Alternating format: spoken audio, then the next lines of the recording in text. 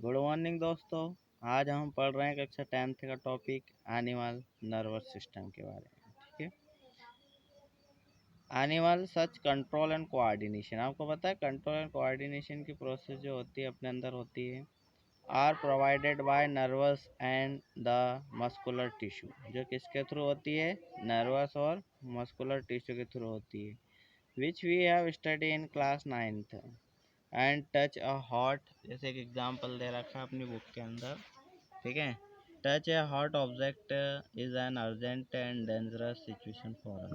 जैसे किसी गर्म चीज़ों से अपना हाथ यदि मान लो टच होता है तो अपन उसे अर्जेंटली रिमूव वहाँ से मूव कर लेते हैं। ठीक है, उस ऑब्जेक्ट से उसे हटा लेते हैं ताकि ये डेंजरस सिचुएशन से हम बच सकें। Dangerous situation for us we need to detect, हमें सबसे पहले उसे डिटेक्ट होगा, पहचानना होगा it and response to it.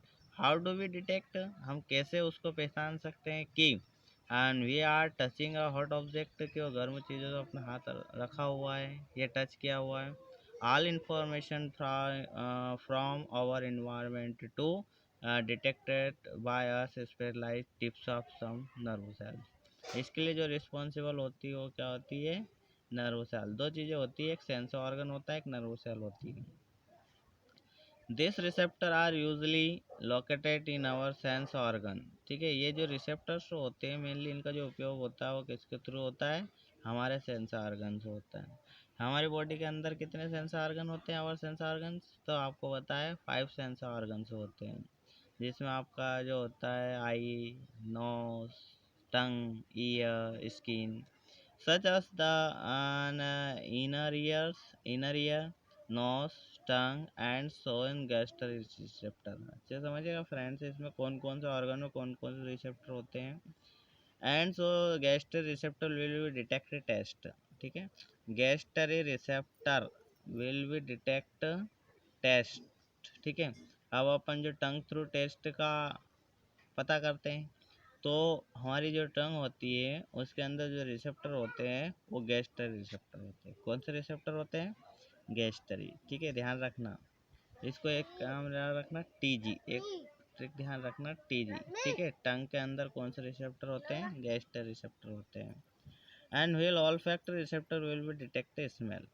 ठीक है, अब जो है हमारी जो नोज़ होती है वो क्या करती है? स्मेल का काम करती है, उसको डिटेक्ट करने का काम करती है।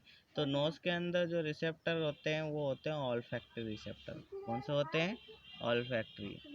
तो एन फॉर नोज़, नोज़ के अंदर जो होते हैं वो ऑल्फैक्टरी रिसेप्टर होते हैं।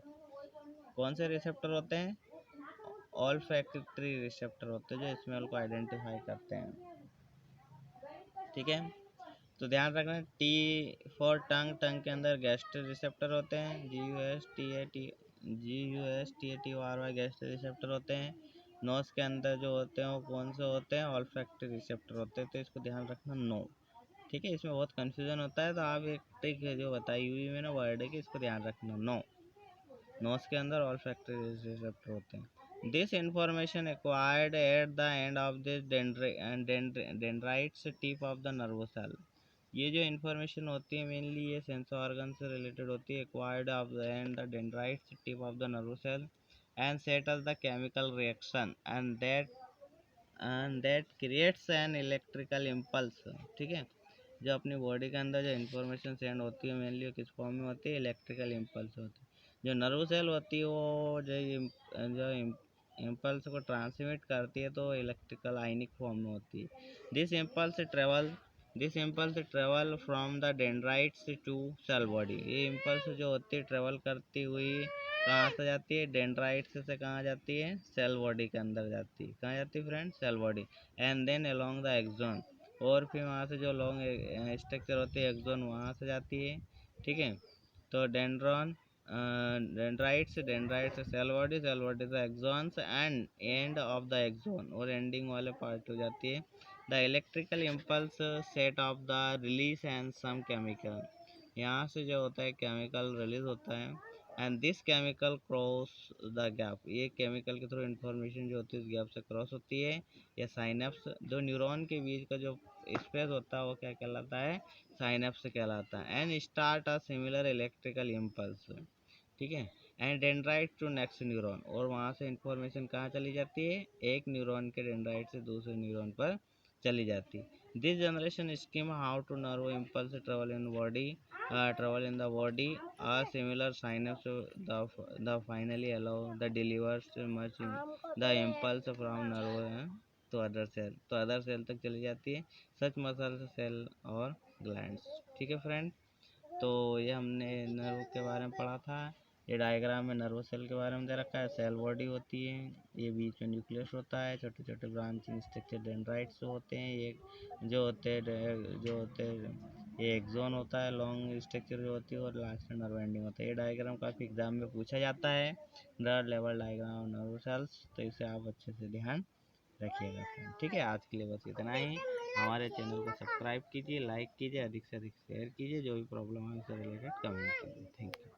ये 10th